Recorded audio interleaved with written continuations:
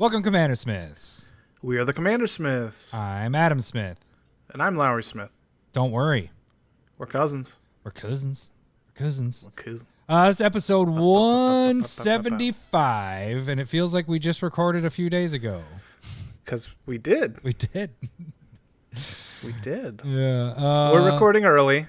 Yeah. And that's why the poll ended early. And hopefully this might be coming out. This is coming out on Wednesday. Maybe Tuesday? Maybe Wednesday? Tuesday? It might be getting an early jump because of one of our topipics we're going to be talking about. Because we're going to talk about Secret Lair. There's a pretty badass Secret Lair. Yeah, and it's only going from the 21st to the 23rd. So we're going to try to get it out and give you a little bit of time to listen and be like, all right, do I want to buy it or what do I want to buy if you're going to buy any of it? So that is one of the topics. We also, what else do we have for today? We have, we're going to talk about the third and fourth round of Salty 64. And we're going to be breaking down the Hateful 8. Yeah, I was going to ask you, what do we call it? the Hateful 8 round. The round of the Hateful 8. Yes, they are. Thanks to, I should do it funny than we are. Matt the Monorock, Stephen Dale, and Bill from Woodbury helped us out with the Hateful 8. We got a bunch of suggestions, and that's the kind of one we went with, the Hateful 8. So because it was the first one said. Yeah, it was the second one said, I think. I think so. I think the other one was like the Hated 8 or something like that. I don't know. Yeah, I like that too. It still works. And then we got your little guy that you're working on, or you worked on. This little guy? Mm-hmm. Yeah. So I made a Osgir the Reconstructor deck, red white, reanimating artifacts. And I really like it. I don't know if it's good or not. It feels like there's a lot of dinking and dunking. It seems like a fun deck. Like I was looking at it, over it, and I have a few questions. Concerns, of course, and some ads maybe, especially since you have white in there, and we've gotten a lot of nice white cards lately. So I have some thoughts on those. Maybe we'll see. So yeah, that'll be fun to get on that. But I think first we're gonna hit the Hateful 8. But we'll get to that in a second. We got a lot to talk about, so we're probably not gonna BS too much in the beginning here. I don't really have anything unless you have something. Okay. So next weekend, I believe I was a guest on CMD Tower last night and recorded on my Essex deck. So I believe that is going to be coming out next Saturday or the following week. Had a lot of good fun. It was just me and Combo talking about Essex. And so check that out too. Sweet. Yeah. So next week. So it'll be that week, technically, because we're recording early, so it's going to be the same week. Yeah, after this comes out, pretty much. Yeah. I don't know. Yeah, just go see if it's out. I don't even... Just see if Larry's on it. There wasn't like a definite date. It was just kind of like, we're hoping for this. So it maybe it might not even be out yet. Yeah, maybe it gets cut because they just don't like it. We got into some talking, so they might cut out a lot of bullshit. So I don't know what they want to do. So I'm going to my cabin this week. So that's why we're recording early. So there's no new news there. Trying to think if I have any gout stuff. No. We already talked about the quads. That was last podcast. So I hope you have a good, I hope you and everybody have a good Father's Day. Yes, that is if true. You're a father, and if not, go say hi if you want. To your dad. To your dad, yeah. Good one. Or your mom. I mean, who cares? Who cares about holidays? I don't know. I set up having my mom take the kids this weekend so I could work on the house. And my wife was just like, so you want the kids gone for Father's Day? Yeah. I was like, no, I just want to work. I just want to work on the damn house. That's what I want to do. Well, you want, oh shit. Why didn't I should be ahead of this. You want the kids gone for Father's Day because, you know. I don't want a relationship. I just want bang, bang, bang. I don't want to know your name. I just want bang, bang, bang. Dude, that was so funny on Discord, AJ, today. I know, yeah. He went down the channels and just spelled it out. He's like, I don't want relationship. I just want bang, bang, bang. And people are like, what? Seeing it in one channel word. And going, bang, what? Yeah, because one of them was bang, and the comments before were talking about a cat. It's like, what is he talking about? I knew exactly what he was doing right away because it went down my list. I'm like, why? Because I like to keep my everything's lit up. Yeah, I like to keep my it's my OCD a little bit. Yep. If there's something that's white, you know, that I haven't read, I'm like, okay, let's click on that. And I'm like, let's check it out. He went down the line of channels that we barely use on some of those, and I'm like, oh, I see what you did there. So yeah, that's a good Father's Day. You get alone time with the missus. Do you know what's even really good? We got a new patron. Woo! Hey. Button. Oh yes. Wait, now I have to go back because I got bang, bang, bang. I just want you to hit it a bunch of times. Welcome to a meat forest. That sounds like a fairy tale of a meat forest. Well, actually, I should have said Andrew Shambrek. Just hit the button while you're talking. Andrew Shambrek. Welcome to a meat forest. That sounds like a fairy tale of a meat forest. So you can also become a patron. I don't know if I said this is episode 175, but it is episode 175. Okay, just making sure. But you can also become a patron if you donate $1 or more. $1 gets you into the Discord, allows you to get into just chatting with us and all the other Discord members. You also can play some games on Cockatrice or Spell Table. And when League starts up again sometime in the distant future, you'll be able to be in that. And then if you're $5 or more, you get the proxy each month. You can get a proxy of the week, and you get to choose from that. If you're $100 or more lifetime, you can pick from any of the proxies each month there.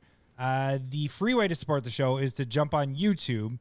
Check us out there. Subscribe to the channel. Check the videos out. You can also see videos like Curated MTG, which was finally... What's going to be your one coming up? Because that's pretty much what we're plugging here. Because you got to see into the future. Because you already did your... Well, because you did your... We're going to talk about Uggin's Nexus, or did we talk about that last week? No, because we talked about that last week because I made fun of you for it. Did we? Yeah, because you called me a fucker for bringing it up. Yeah, so I did release an Ugin cut. Is that like the Snyder cut? And so you're putting pressure. What's that? Yeah. Is like the Snyder cut? Better, like short, because it's a short. Not 4 hours long. So it's like a Snyder a minute. Yeah. So you're asking me what I have planned. You don't have anything planned right now, do you? Check out Curated MTG. Go to the best way to do that if you want to see what video that Lowery will eventually put up here. Go to YouTube and subscribe, and you'll see the notification when he puts. He's looking back to figure out what card he's gonna pick. But you will see what choose from my foil sheet there. Or you can check out the Uggin's Nexus and see how you can get infinite turns and all that fun stuff. You can also check out Proxy Time. I typically have been doing that live lately. Actually, since I started doing it live, I've continued to do it live. Last week was Black Lotus, and the first time I've actually done a black and white. Thanks to Gwen's suggestion, actually. She's like, I saw when you messed with or I think she saw somebody do black and white, or saw me mess with it. Or I don't know. Whatever. Change it to black and white, and it looks pretty damn fantastic. The only reason that one was made is because of the new Commander Garth, and allows you to make the token, whatever proxy of it. So and Garth goes infinite fairly easy. Yeah. So everybody's going to play it. That was last week, and that we have other videos, box openings. I think by the time I get back from the cabin later this week, after you hear this or watch this podcast, I will be doing a box opening of Modern Horizons 2 Collector Booster. And then also, this is how you can see our pretty faces. If you want to watch the podcast on YouTube, that is the way to do it. And then you guys can check out Twitter. That is where we do the voting for the Salty 64. You can also see Not Sharing with Adam, Proxy of the Week, Curated MTG, all that other fun stuff on there. Yeah, and you can direct message us there or shoot us an email at CommanderSmiths@gmail.com. All right. Can I do Sultari Visionary What does that one do again? for Curated? I might do this one. What does it do again? What is that one? It's a 2/2 shadow, and then when it deals damage, you get to destroy an enchantment of that. Yeah. That might be Curated. That's All right. I'm just Foreshadowing. well, it'd be out. Actually, this be day. backshadowing, It'd be wouldn't it? yeah, it'd be 'Cause backshadowing you'd because have it'd be already probably out on Monday. This is Yeah. releasing on Tuesday or Wednesday. Time, man, is messed up. Time is on my side. All right. Button. Ladies and gentlemen, welcome to the main event. We bring you the saltiest cards in Commander with the Salty 64. Let's get ready to rumble! Salty. 64. I feel like with that Salty. voice, you just turn like a 64. bunch of teenagers into Satanists. I don't know. Just 64. I can't even hear it. Salty. it's a loud button. When you're talking over that, I can't hear a damn thing because it's so loud on my end. When I play buttons, Good. I can't hear anything. You could be calling me a Good. dick or something right there, and I wouldn't even know. I would never. Although I do catch it when I'm editing because you send me your track by itself, so I guess I can hear it. All right, so if this is the first week that you're hearing the Salty 64, we started off with 64 of the saltiest cards in Commander, chosen by our Discord and ourselves. We kind of whittled the list down to 64. We are now down to the H8ful 8. Fucking some good ass matchups. So There were. we have been doing voting on Twitter, so the best way to... Oh, I didn't even write all my stuff down for that.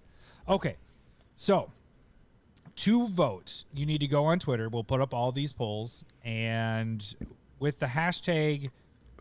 Okay, so here's a couple things. Hashtag MTG Salty 64 is how you find the whole thing. There will be a tweet out there that has MTG Salty 64. You need to retweet that with your pick. And if your pick ends up winning, you get, every time you pick that each week, you get your name entered in for the drawing at the end. Yeah. This week, for the easy voting, it will be hashtag vote. Should we do H8ful 8 or should we just keep the salt killer? Yeah, So keep it hate- Salty 64. Well, no, we've been doing each Oh. to narrow it down. Did we change it? Okay. So it's vote Salty 8 is what this one will Okay. be. The number 8, not spelling it out. And that'll be the best way to find it, or you can just go to our Twitter page and you can just scroll down and see all that. But we had a lot of stuff pop up right after the voting this week, but we got a lot of votes in. So why don't we start Thank off you. going through the matchups here? So, Lowery, why don't you start with your top part of your bracket part. there? Yeah. All right, so my number one seed, Static Orb, was going against Derevi Imperial Tactician, and it had the biggest win of the bracket at 76%, just beaten down Derevi. Yeah, And I'm not surprised with that one at all. me neither. And the next set was Send Triplets versus Tigrid God that we still didn't look up. And Got a fright. I don't got it right. Oh, you Got a did look it up. Yeah, Thank well, you. Yeah, because I was typing it in. And this was it This one was close. Send Triplets pulls out the win. I don't. Yeah. 56%. Didn't we predict that this one was Send Triplets was gonna just kill? But yeah, this one was really close. This was within a few votes. I don't know. Yeah, it's pretty I crazy. don't know. So the H8ful 8 top bracket on my side is going to be Static Orb versus Send Triplets. Static Orb's gonna kill it. I Don't you don't think? know if they're going to kill it, Don't you but think? I mean, I see a pattern, and it might be like a 68% win. Yeah. I would say that. So it's kind of funny. Remember how I said that back? Static Orb going against Tigrid. I was like, this matchup is going to be a lot closer than the next week's matchup, whatever wins between Oloro and Derevi. Sure enough, it was like 8% more. That's quite a bit. That was the biggest win out of all of these this week, out of both sides. So, Yep. All right, so the bottom part of your bracket, you have Jockle Hops going against Mindslaver, and another close one, just like Centriplets and Tigrid. Mindslaver ends up pulling out the win with 56% of the votes, so that was a really close one. We kind of thought Jockle Hops was going to come away with that one, though, didn't we? I think Jockle Hops is worse, but I don't think it's played as much. Yeah.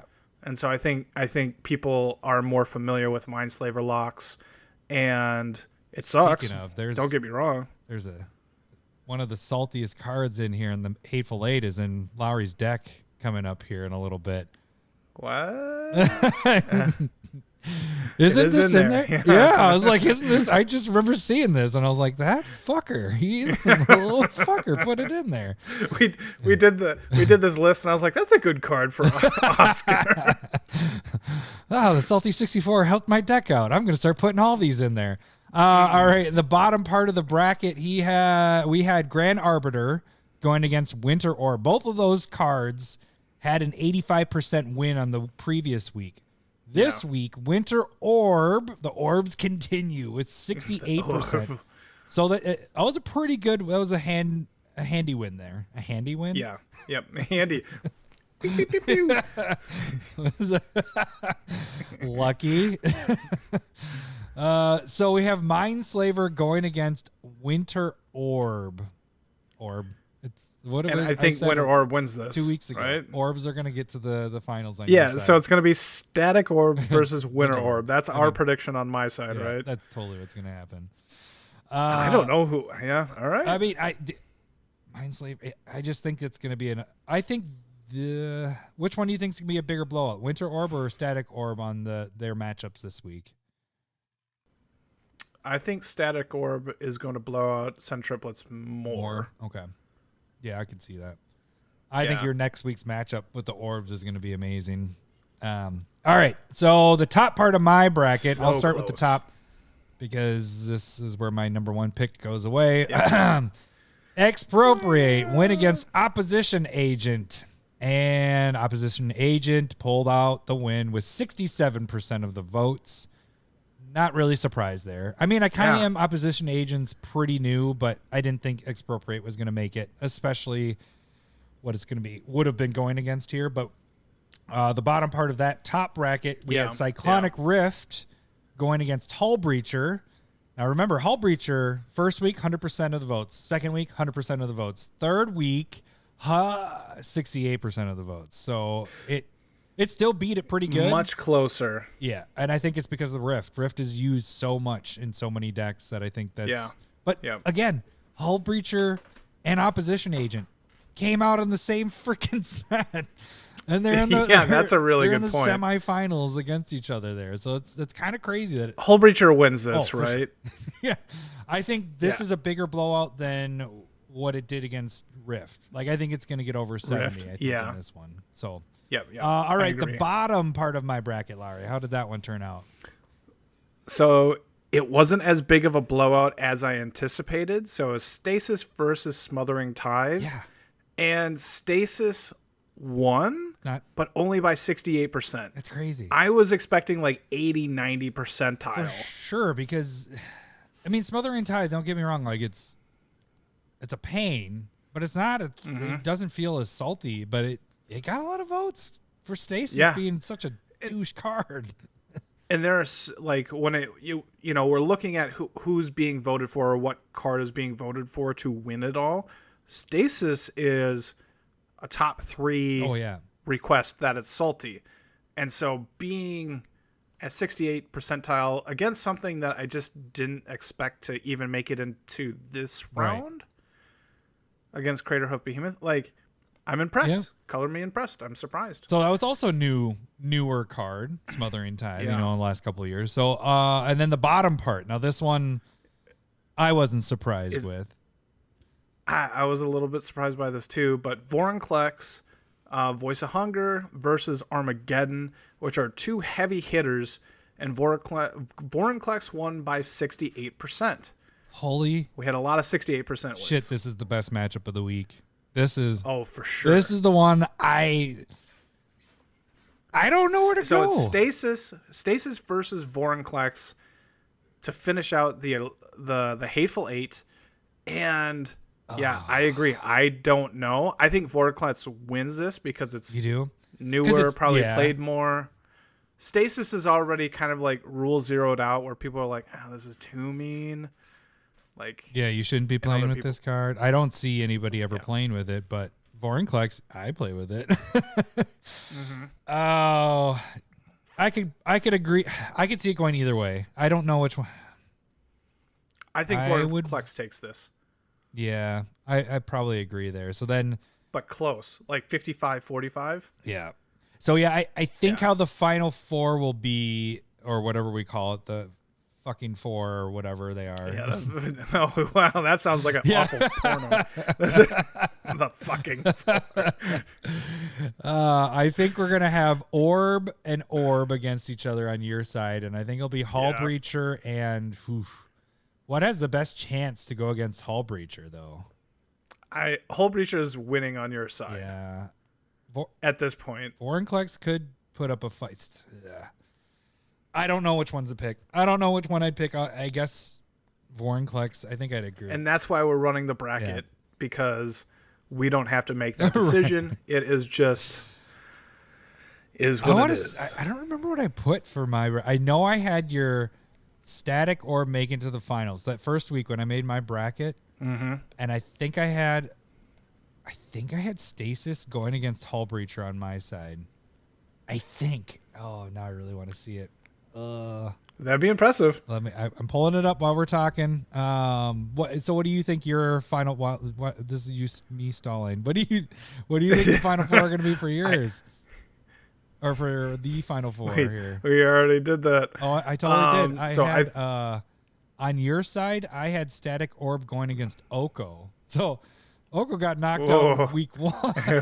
First round. And then on my side, I had Hull Breacher going against Stasis. Ooh, you might be there. And actually, I had Stasis going against Armageddon in this round instead of Vorinclex. Vorinclex lost to Armageddon in this round. You're relatively close, but you're gonna have probably 3 of the fucking 4. Fuck these 4, and we're workshopping the name right now. Obviously, it's not It doesn't working. flow very well. Fuck. 4. No, that doesn't work either. That's way too sensual. You got like that low growl going. Yeah. So it'll be interesting. This is gonna be a good week of voting, and then next week will be brutal. But honestly, the Stasis Vorinclex one is the one that I think is gonna be the fight of the week this week. So Yeah. Yep. all agree. right, that should do it for Salty 64. Remember, you can win the Expropriate and the Static Orb if you retweet the initial tweet that says you can win those. So it shows both those in the picture with the hashtag Salty64 and then with your pick. So you got to do that before the next cast starts because you can't do it. You can cheat a little bit. You could maybe wait until the voting. You see the oh no, you can't see the results until after you vote. So there's that. Yeah. So you want to put that out before the next cast comes out because we're gonna once the winners proclaimed the douchiest card in Commander, we'll go back and kind of timestamp and be like, okay, everybody that voted this during whatever. But each time you picked it, you get 1 vote in, and then you can win those at the end when we do a drawing. I think that's it. So yeah, like I said, the easy way to do it is going to be hashtag vote salty8, and that's how you can find it, or just check out our Twitter. All right, let's move on to a spotlight deck. All right, Larry, what do we got here? We got your Oscar the Grouch. I mean, Oscar. Oh, you did do it. The Trash Man. The Trash Man. He's not Oscar the Grouch. I know, but it's pretty similar in a way. You know, actually, side note really quick. What are you drinking? Because we are how far into this? Are you drinking? Oh, that's far enough in. Okay, so I have drank this on the cast before. It's called FAD, freaking awesome, delicious. It's a New England double IPA from Omni, and it is an absolutely delicious beer. It's out of Minnesota, and I highly suggest it to anybody with good taste. We should almost have a side thing of rating. Like Lowery rates this beer a blah blah blah each week, and kind of have what your of each one of it is out of a 1 to 10 scale or something like that. 1 to Well, I mean, like if I'm bringing it back, I think that's a pretty high rating. I'm drinking You want it 1, 2, 3? This is a 3, or number 1. What? What is if I'm ranking it out of 1, 2, and 3? No, a 1 to 10 scale. I don't want to do 1 to 10. It gives you more room. 1 to 3. It's either good, okay, or bad. Okay. Well, then you don't need a number. Why don't you just say good, okay, or bad? Yeah, this one's good. Makes me want to drink it. This one's good. It's the rating system we have to work with, all right? I'm sorry. The worst rating system ever. This is why we don't get sponsors. I'm drinking a Captain Coke, but it's the Captain Coconut Rum. So it's almost kind of similar to a Malibu, but it has the whatchamacallit. Does it say like gout free on the side? No, it doesn't. I'm on vacation, so I'm drinking pop, Fact. which I don't normally drink, but Oh well, I wish you the best, my friend. I'm having wine after the cast, but Cindy didn't want to crack it open yet because we got to pack and stuff still tonight. So fun stuff. Yeah. All right. So Spotlight deck. Oscar. What does The Oscar Reconstructor do? 2 colorless red, white, 4/4, giant artificer. He has vigilance. You can pay 1, sacrifice an artifact. Target creature you control gets +2/+0 until end of turn. And then you can pay X, tap it, exile an artifact card in with mana value X from your graveyard, and then create 2 tokens that are copies of the exiled card. Activate it only as a sorcery. So, first looking at this, is there 2 ways to build this? Are you trying to make like a Voltron-y type deck and a bunch of like tokens, like treasure tokens, sacrificing all that? Or do you take advantage of cool cards going to the graveyard and getting 2 tokens? I'm guessing. So I tried to go more towards like cool stuff going, like just drawing cards and trying to draw more cards and try and draw into cards that can win me the game. Yeah. Kind of like I was talking about with Soltari Visionary. Like if I can get through and I can sacrifice like 4 artifacts and it's unblockable, I'm dealing like 10 damage. That's solid to me. Yeah. And are you thinking commander damage, or I noticed there were some creatures in here that you're just going to be doing not a lot of, but there's what was the one? I wrote them down. The Myrian Crusader. So is that one of your guys that you're trying to maybe pump up? Yes. And because he has the double strike and the pro green and black. So that's kind of like a type of evasion, right? Mm-hmm. Like makes it harder to block. The double strike means that it's getting, like instead of 2/0, it's getting 4/0, right? And you can really go with the beating. I also have the prophetic flame speaker in here. I considered there is a 1/1 flyer double strike from Mirrodin that could have fit in here too. I just ended up kind of cutting it. That flame speaker is really sweet because the card advantage that you can get from it. Yeah, well, you only get the 2 cards. It's not like per damage. It's but it's still going through. Yeah. You're taking from the top of their library, right? Damage to a player, exile a top card of. No, it's your library. You may play it this turn. Yeah, yours. Oh, so you have to cast it. I was thinking for free. Okay, so but still, it has the double strike on it. I thought the more impressive game winner. It's funny we're doing Dave Dragons at the beginning, but whatever. That's how it's working. The best, and it fits really well with this, is the Hellkite Igniter. I think that's a really sweet one because what Hellkite Igniter does, it's a lot to come out. It's 7, but it's a flying 5/5 haste. You can tap 2 it gets X plus O until on a turn where X is the number of artifacts you control. This is a fucking heavy artifact deck, especially when you're making tokens. And you can do that as many times as you have mana available for it. So you're late in the game. Somebody doesn't have a flyer or whatever. That's the nice thing is it has the haste. So it's like, all right, I can kill that person off by play it, attack, boom, that person's dead. You know, maybe there's already somebody already dead. Tyson did that to me years ago when the Saheeli precon came out. You're not bitter at all. We were playing like a 6-person. Oh, What's yeah. That? I remember Saheeli these one. things. Yeah, that Saheeli one was a really good deck with that. And he was just like, well, it was like, he just blazed it out. It was like turn 4 or 5. He's like, everybody have flyers? Lowery, do you have one? No. What are you at? And I was getting picked on. I was at like 20. He's like, well, you're going to die. I'm like, are you fucking kidding me? So I remember it, and I know that it can kind of come out of nowhere. Yeah. So that was, I thought one of my working at it. favorites, Dave Dragon's in your deck. But the cool thing is with this deck is you had a lot of like your artifacts are like low costing, drawing you cards like Alchemist Vial. I mean, that's one of the top things on the list. Or it's a 2-drop artifact. Whenever it's a battlefield, you draw a card. You can tap 1, sacrifice it. Target creature can't attack or block this turn. That's meh. But when you're using Osgir's ability by tapping it and making 2 more and drawing 2 more cards off of it, that's where it gets really interesting. The benefit of making it so they can't block will help you with your attacks as well. But I think it's more for the draw. There's like a slight benefit to that part, but really it's like 50-50. If I'm just gonna sacrifice them for the +2/+0.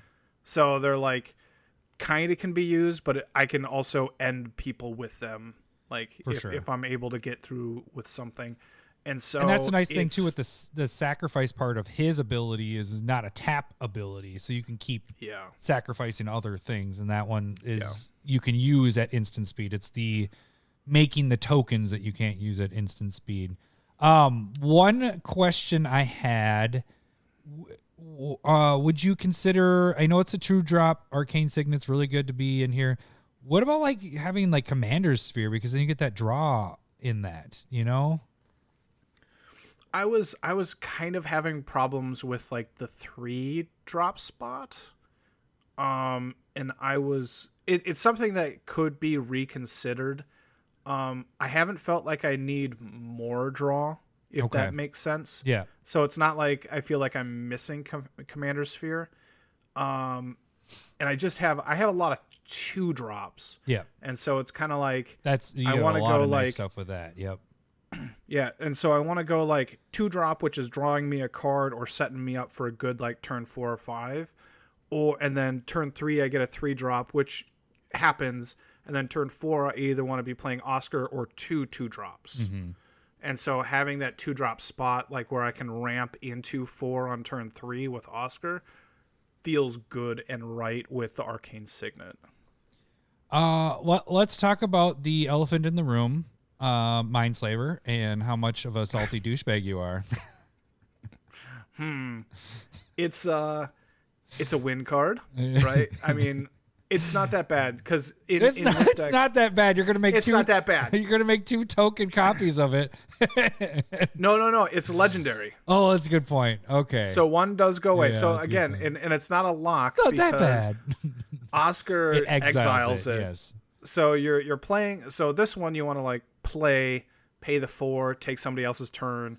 Then the next turn you want to use Osgir, bring it back. And then you have the potential to bring it back with other cards in the deck like Goblin Welder and maybe one other. But you have Goblin Engineer as well that could kind of do similar thing. Well, that one won't work because that's 5. That's 3 or less. Yeah, or 6. That's actually 6. Yeah. So it's. I didn't think that it'll make somebody salty, but it's not a lock, and it's not really abusable. But it's going to make somebody very salty. I agree. I understand. Okay, kill him. Why don't we also jump on your curated card, Ugin's Nexus, and how this card works. So that was, if you guys, this all be linked on there as well. If you're watching YouTube, we'll have that video so you can see the breakdown. But why don't you give us the breakdown right here? How does Ugin's Nexus work with this? So Ugin's Nexus makes it so that nobody can take an extra turn, but if it goes into the graveyard from play, you get to take an extra turn. But you have to exile it from your graveyard. So you can't like sacrifice it and then bring 2 back. What you want to do is make sure you get it into the graveyard and then use Osgir's ability to bring back 2 copies. Yeah. And the thing is you got to make sure that one of them, it's a legendary artifact, so one's going to automatically sacrifice.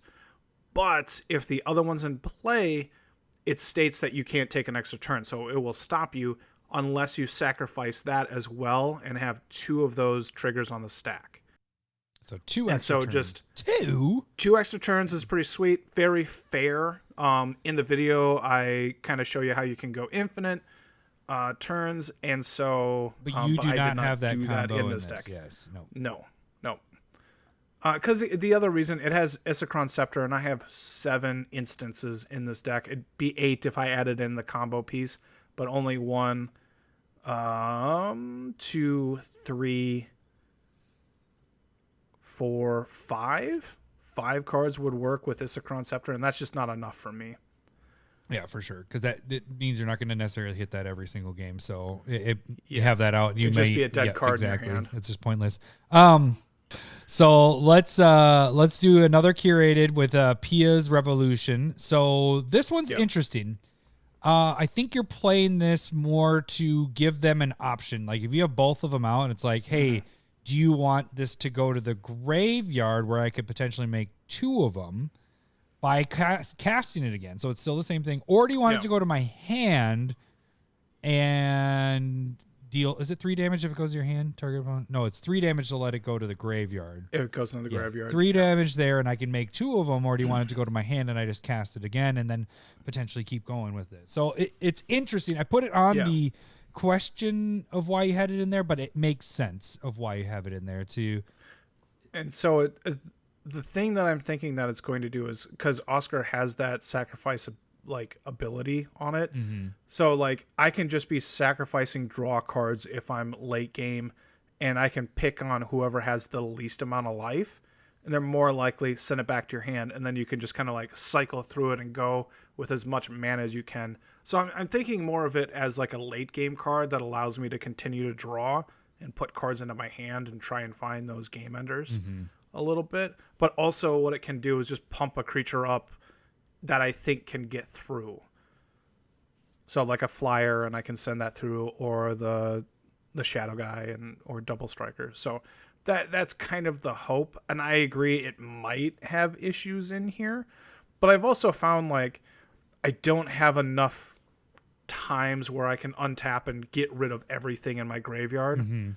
So like there's always choices in my graveyard for Osgir, and so why not have them like cards come back into my hand as well? Yeah, and really quickly, just going through, you have like Faithless Looting in here. What are some other ones that you have to kind of cycle through? Is it Rummage? What is it? No, it's not. What's the term for red? Loot. There we go. Looting. Yeah. So it's Thrill Possibility. There's Faithless Looting, and I have cut a couple of other cards like Cathartic Reunion. And I ended up really trying to focus on the artifacts coming into play. Thrill of Possibility as well. Yeah, I said. Oh, you did. Sorry. Okay. Yeah. And so there's not a whole ton of like dumb. Like the other thing that I'm looking to discard is with there's that artifact that is heavily played. It's the what is it called? It's 4 mana, and then it's Trading Post. Just has Trading Post. So you can discard a card. So you can discard gain 4 life. Yeah. And gain 4 life, and you could sacrifice an artifact to draw a card if that's what you're looking for. It just has a ton of utility in here that's kind of nice. Yeah. Okay, so my favorites, I guess, in here, I really like Combustible Gear Hulk in this.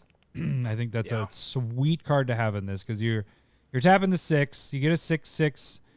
When it enters, first strike. When it enters, target opponent may have you draw the 3 cards. If they don't, you mill those, which that's fine. You want those. There's another way. There's our other way. getting 3 cards into your graveyard, but then it can deal a crap ton of damage to that player, or is it to any target? Deals damage to that player equal to the total mana cost. Yep. So you're getting a 6/6 first strike right there. You're either getting cards into your graveyard or you're getting them into your hand. You know, that just seems like a huge win-win with that one.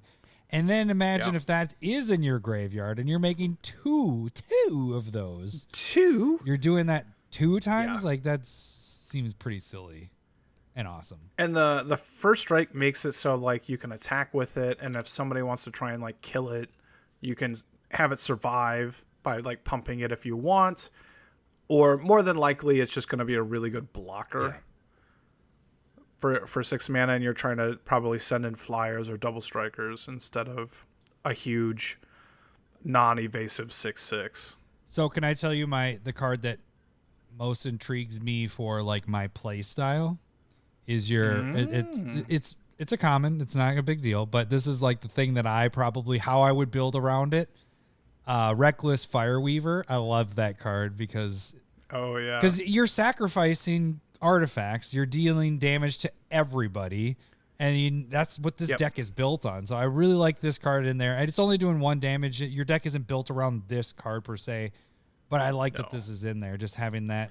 And so, Reckless Fireweaver, whenever an artifact enters the battlefield under your control, it deals 1 damage to each opponent. And so, like, I can be like, pay 2, artifact into play, draw a card, everybody takes a damage, sacrifice it, bring it back, have 2 come into play, draw 2 cards, everybody takes 2 damage. It just continues. And so that's, I mean, it's a nice little value engine, and it's a 1/3 for 2, so it is early game blocking, which is nice for me because y'all throw shade my way. Oh, I need something to stop your 1/1s and 2/2s. I don't want you to feel bad for me. I just need to. I don't want to play walls like Jeremy. You know what I mean? He doesn't even listen anymore, so it doesn't matter. I know. It's a dig for no reason. Yeah. They just play Magic with us. They don't listen to us anymore. They listen to us enough when they play Magic with us. They're sick of us. And then I wanted you to kind of explain a little bit, because you had mentioned this on Twitter, and I just wanted a little more in depth of why you think this card is good. But Bergie, I know it's good, but I want you to explain why you posted that. You're like, this is a good card. It might be late to the party and all that fun stuff. Bergie, God of Storytelling. It is from Kaldheim, 2 colorless red. Whenever you cast a creature, add a red. It doesn't go away at the end of phases, and then the other part doesn't matter. So it's a 3/3 for 3, but just being able to, like, it feels really good. Like I said, I was really high in those 2 CMC spot, and this makes it be 1. And then at the end of it all, I'll just generally have 1 left over, and then I can sacrifice an artifact for like +2/+0. Yeah. And so I'm really up until this point, I didn't realize that it was just when you cast a spell. I was thinking it was a red spell. So your artifacts, you're right. Yeah, that is pretty. Yeah, that's sweet. And so you just, like, in this deck with a lot of cantripping, like, even like what you can do is just like I draw. You gain up X amount of red mana, and then you're like, okay, I'm dumping that into the X ability to bring this back, and that's not casting, so it's not going to add anything, but it kind of just gives you some really good juice that I wasn't expecting. But I like it because it's very different from there are those cards that reduce spells by 1, so it's kind of similar to that idea, but just adding that mana allows you to use it for his abilities that are heavily used in this deck, right? Because it doesn't, because it's able to like gain up mana. Yeah. There are times I've goldfished the deck quite a bit, and so the flip side, I've wanted to draw into it because there are times where I just get like 3-4 extra lands in my hand, and they're never going to get fully played. So it'd be nice to just be like, okay, I discard. Why is that? Discard because you exile always have so much this land. Yeah. I don't need all of that land. I just need most of that land. Go back to our discussion about Urza's Saga last week. It's good to have land, from what I've heard. It's proper deck building. But, like, I got you. And so I think I have liked it because it's a cheaper ramp spell than I anticipated. Okay, so a couple things I have suggestions for potentially. Esper Sentinel. It just came out, so obviously that's not in here yet. But would you For sure. Yeah. Think of making 2 copies of that? Like, yeah. Well, what is the wording on that? Esper Sentinel. Let's pull it up. Esper. Because I wonder if somebody's casting a non-creature spell. And Whenever an opponent you're like, casts I gotta pay 1. their first non-creature spell, draw a card unless that player pays X, where X is Esper Sentinel's power. So you'll get to draw two if they don't pay it. If they're both out. But the thing would be is if somebody's willing to pay for it, I wonder if you'd be able to pump one of the Esper Sentinels to make them pay 3, or you draw the card. Because it's for its power, right? Yep. I don't know if you'd be able to respond in that way. Whenever an opponent casts, no. Because they would already have cast. You wouldn't be able to respond. So they're casting it, and then they have... Yeah. You'd have the cast trigger, so they don't do that. So you'd have to do it like their turn starting. All right, I'm pumping them up, and then we'll see what you do here. Kind of type thing, kind of predict a little bit. Yeah. It still seems way awesome though. It seems pretty sweet. I also a lot of these suggestions are going to be new cards, just because I don't know. What are your thoughts about like doing the hindering effects like Wandering Archaic, Mangara the Diplomat, and Monologue Tax in here? So I'm very curious about it because they don't fit with the theme, but those cards we have keep saying that they made it in our top 10, if not the number 1 spot in a lot of these. Does it make it into a white deck to hinder people enough? Monologue Tax was in the list, and I eventually cut it, thinking that I had an efficient enough list that I didn't need it. Along with, in this list, I like Archaeomancer's Map better, especially like since it's a lot. an artifact. Yep. Yeah, and that's one of those cards where I can just be like, I'm getting a fist ton of land into my hand, and so doing the flip side of Burgi is awesome when Map is going.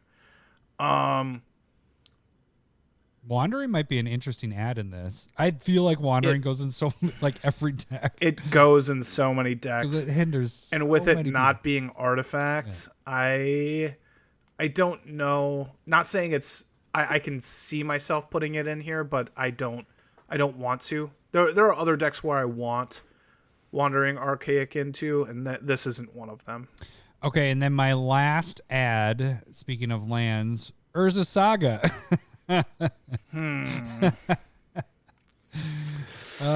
So that gets you an artifact. You get to go search for one of your artifacts in here. I'm going through. You have 1, 2, 3. I don't know how many ones I have. That's I'm going 4. Petal. 5. You have 5 1-drop artifacts. I don't think you have any creatures that are 1-drop artifact creatures. No, I don't think so either. Yeah.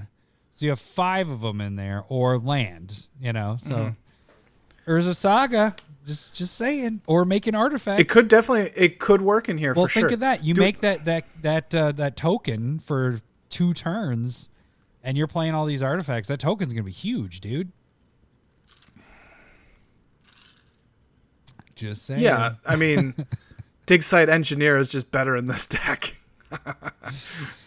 I'm just saying. That was, I like this card. Dig Site Engineer is fantastic in this deck, and that's whenever you cast an artifact, you can pay 2 to make a construct token that's +1/+1 for each artifact you control. So definitely agree with you on Urza Saga on here. I think it works in this deck. I think you have enough artifacts to make it viable and reasonable, and you got a lot of targets for the searching part. But let's be clear. I agree with you. You wouldn't use Yavimaya here, right? No, I mean there isn't any reason to. It's a red-white deck. I understand where you're going with. Are you? So after so we're gonna talk about this now. Yeah. you can still vote. I think actually on this. Yeah, I still hold to the bet. I've definitely heard some different angles that make me like Urza's Saga more, and I actually think it's gonna get banned. So I feel like you're in the better seat actually. I don't. I'd like to see a deck and see how it runs before I start saying it's going to get banned or something. But I don't think my range was accurate. I think it's going to be much closer to Yavimaya Cradle of Growth in price. So I think it's going to be a lot closer bet within the next year. Yeah. Unless for some reason it's banned. Yeah. But I want to see some deck lists and see how it runs before I start. I mean, and I said it last week, I'll be playing it in a lot of like decks going forward. If I have senseis in a deck, it's probably going to be in there to help go get that. At the very least, I'm making constructs, So that's okay. So last thing with this, do you have any other cards that you want to talk about? Some pet cards, anything like that? Because that was kind of all my notes for. This seems really fun. Yes. Because I like making the 2 token stuff. I kind of wish it was like green and like fitting Chatterfang in there. I wish green could go. Yeah, it'd have to be green, black, red, white. Yeah. 4 color. Or I wish that the that new artifact that we liked on the top 10, I think it was our number 9 pick, where it makes all of them clue, treasure, food token. Yeah. I wish that this fit with that, because I'm like, that'd have been sweet in here. But is there anything that you... I'm gonna fit that in here. I just picked it up today, so I might. But you aren't making enough treasure token stuff, are you? I guess there is. Yeah, that's true. I don't know. I mean, I can adjust the deck. I change stuff. Okay, so one card that I want to point out, that when War of the Spark came out, we were talking about like how it's good with Karn the Creator. It's good because of the static ability where it just shuts off everybody else's artifacts. And here it's actually fully relevant, because what it can do is you're pulling cards from exile and putting it back into your hand. And Oscar is putting those cards into exile. And so Ted was talking about this when we were like talking about on the Discord, because we had like 3-4 people that wanted to build this as well. I think we all kind of went different routes. Too bad fuckers already made it. You can't make it now. No. I think because Zero went with like equipment. It seemed like Jacuzzi went more like big mana, and because like there's a lot of really cool like Jeweled Lotus in here, like goes nuts, right? You pay 0, create 2 Jeweled Lotus, and then you get to cast Oscar whenever you want. Or there's the Suspend Lotus, Lotus Petal, which I have in here, is really good. And so the deck can go really like high ramp, or just think of like Mana Vault and Grim Monolith being able to like pay for like tap 3, sacrifice it, bring it back 2 of them, sacrifice more. You can get mana really quick and play some really large artifacts as well. So you could go big with this deck. I went more like Dink and Dunk. Voltron-y in this one as well. Yeah. So the 0 drops. There's definitely a lot of cool ways that you can build this, and there isn't just like one way you have to build it for sure. Yeah. No, I like this build because I think I don't know. I like how you did it. Like, you have a lot of draw stuff that is really cheap, 2 or less, pretty much. Yeah. And I don't know. I might have gone Voltron, but I liked the angle that you went. I think I like that almost better than what I would have done. There is an interesting like little bit of like a burn package in here. I don't know if you've noticed that. So there's Pyrite Spellbomb, which can like you pay a red, deal 2 damage to any target, and when you start rolling with like doubling the activation to create like 4 of them, that's dealing. There's also the Sculling Doom engine. When that dies, you deal 6 damage to a player. And then you can make 2 of those, sacrifice those. So that right there is 18 damage if you want. You do have the Reckless Fireweaver that you were talking about. Is that all of them? So there's only 3 cards, but like it feels like it gives the deck a bit of reach as well. Going like, okay, I can deal 6 damage pretty easy if I wanted from here. And there's other cards that could go in here to do more of that.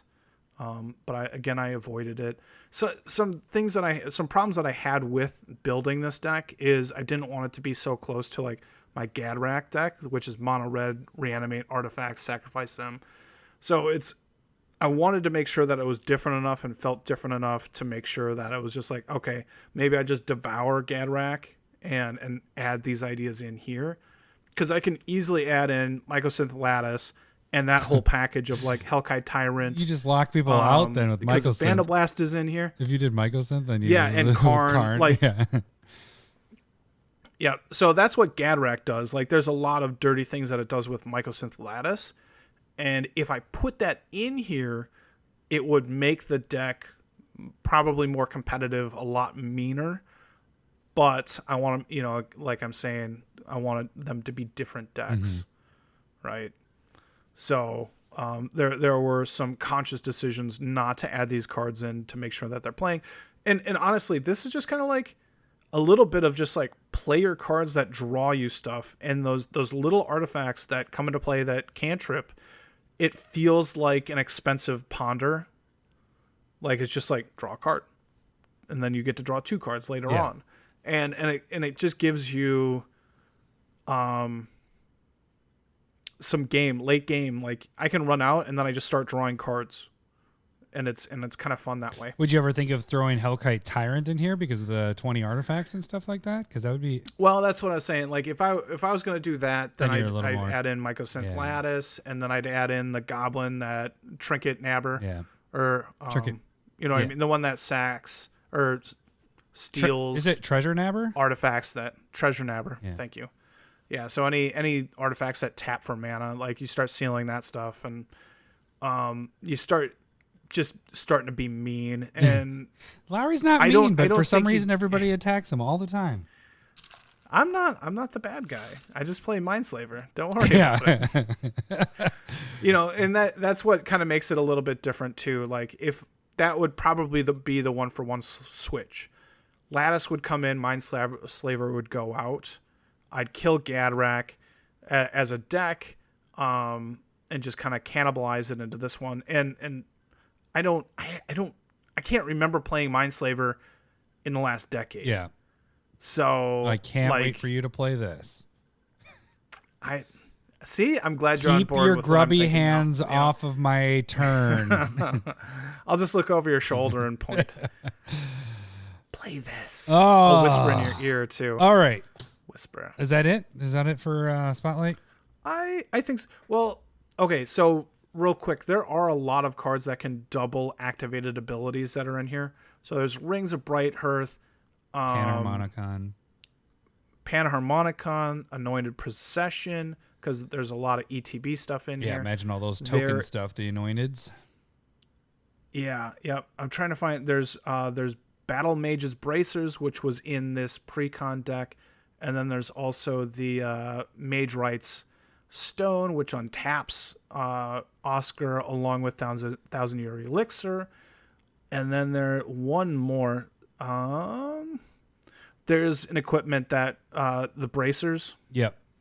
Bracers, Illusionist Bracers. Whenever an activated ability is activated on the creature, you double it. Mm-hmm.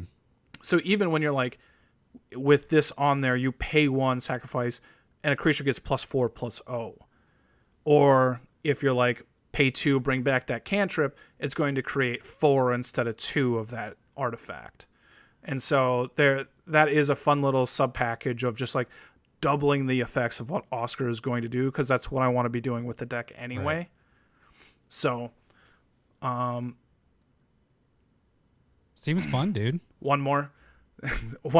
Saheeli's Directive is insane in here, which is where's that one? It's in sorceries. So it has Improvise X 3 red, and then X you get to it's a artifact version of Genesis Wave. So you're looking for you tap X and then hit any artifact that's X or less. You get to put directly into play.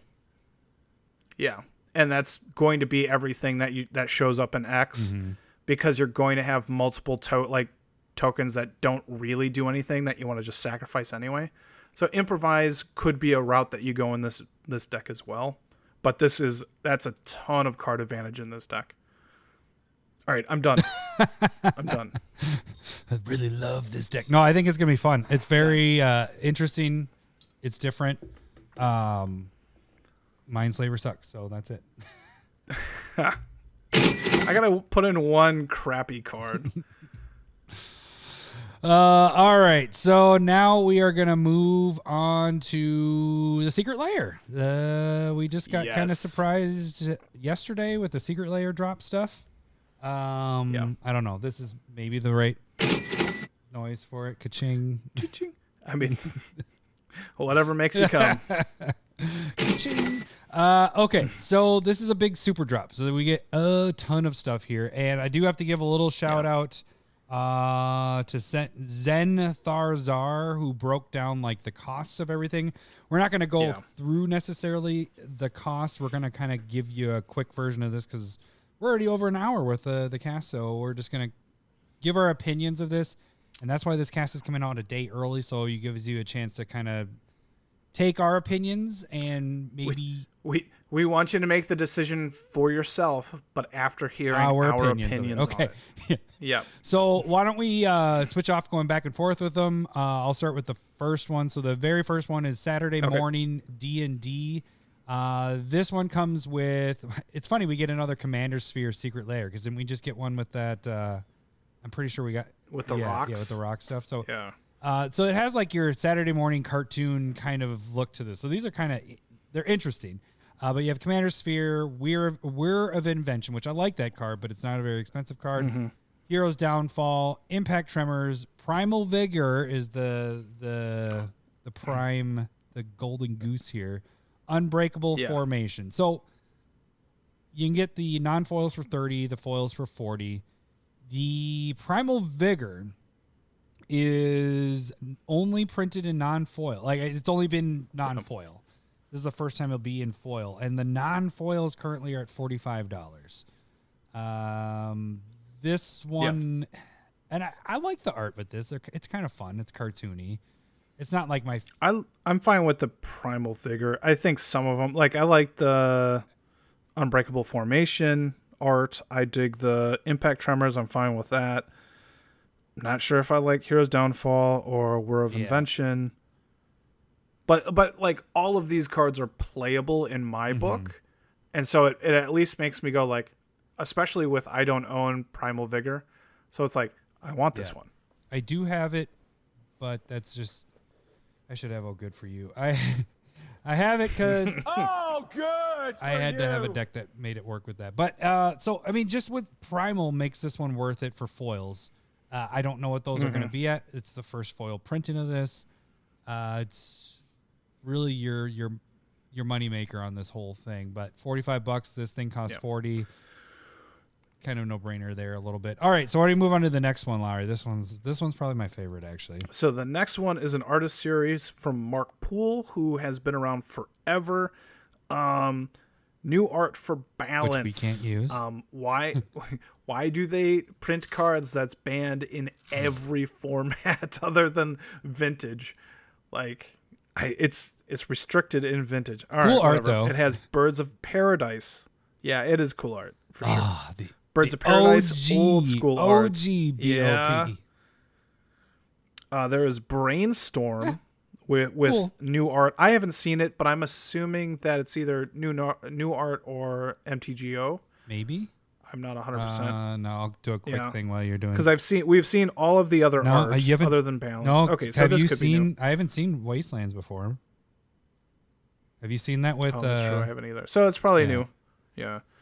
You're spoiling it. All right, Counterspell, which is spell impotence, where the spell's coming out of and it's limp spell. He has problems. Quick note: Brainstorm is new. I did a Scryfall really quick to see if it was.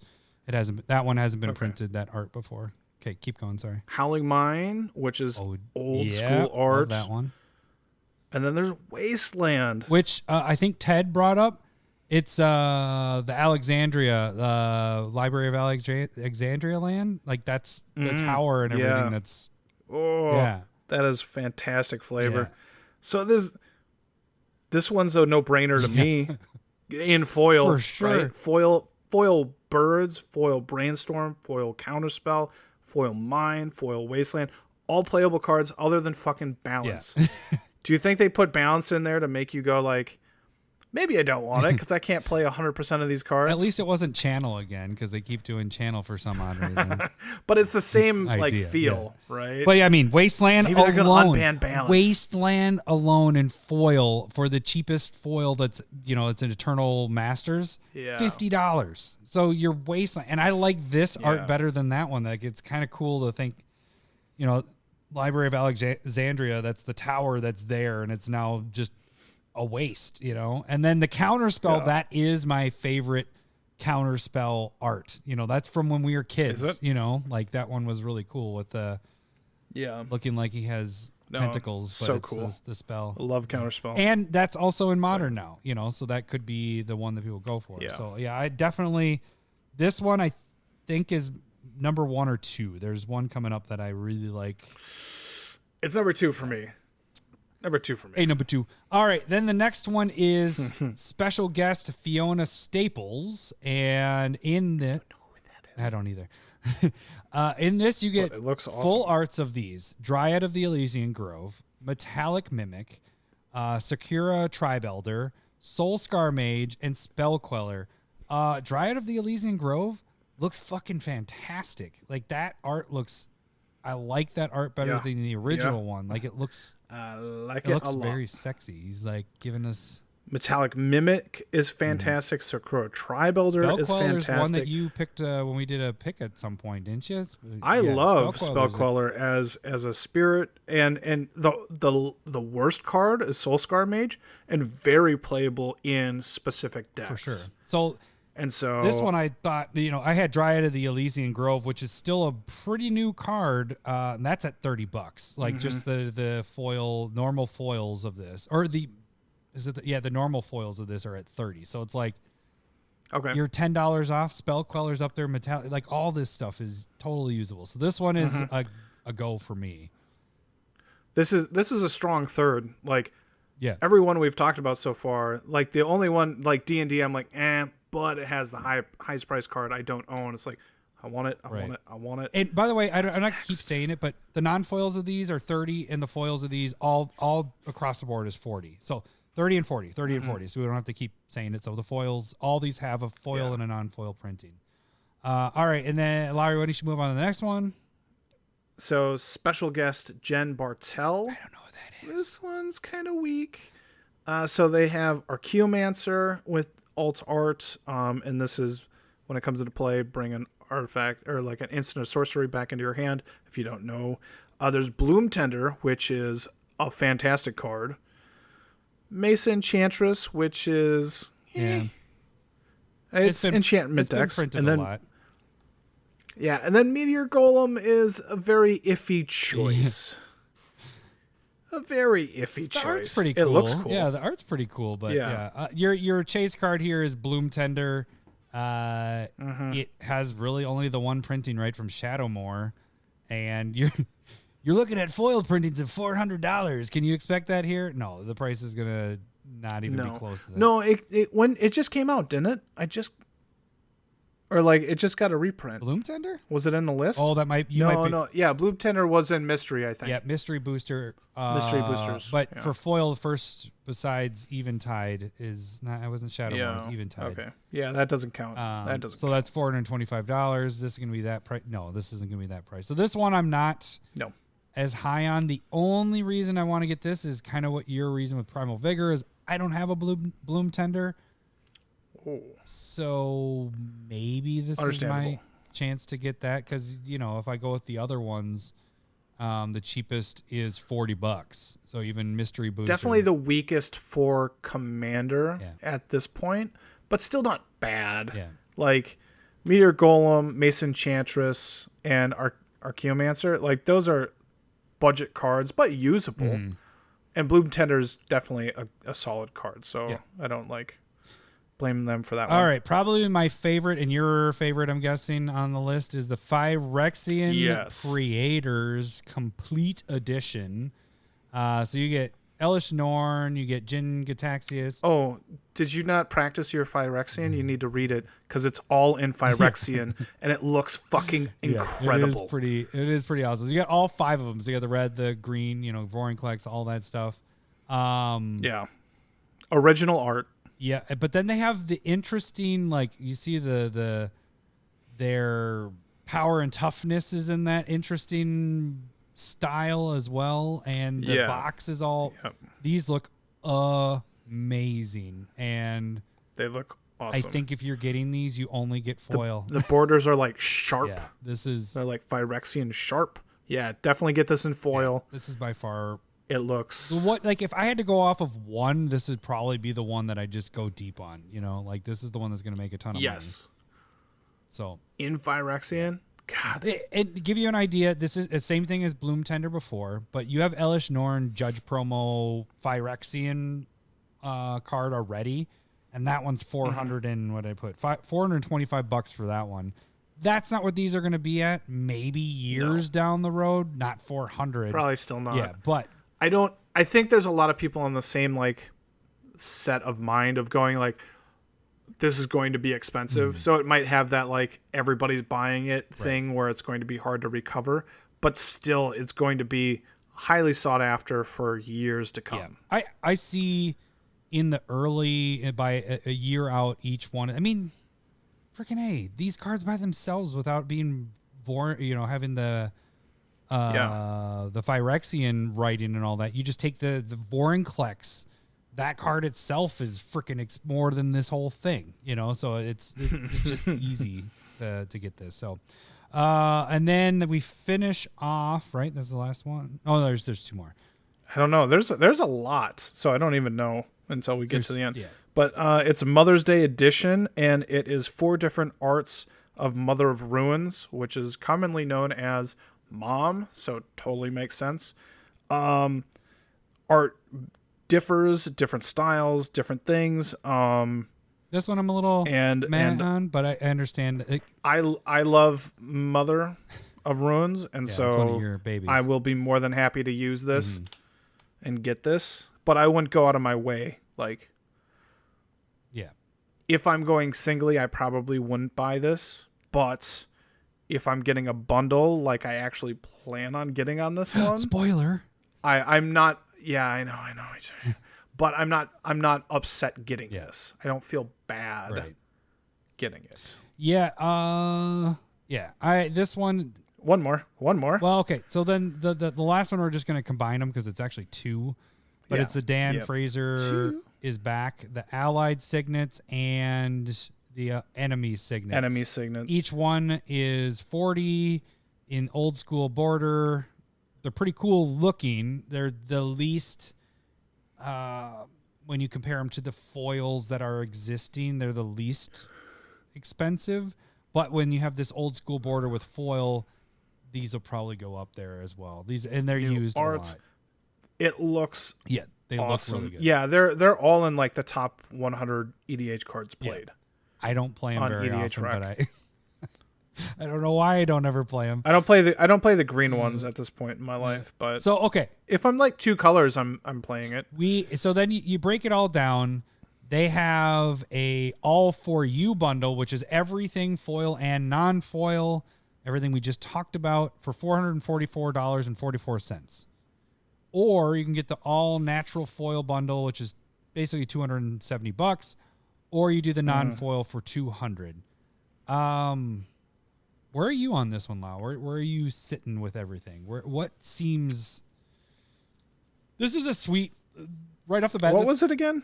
270. All for you bundle. 270 for the foils, 444.44 for all of it. Everything foil and non-foil, and then non-foil for 200.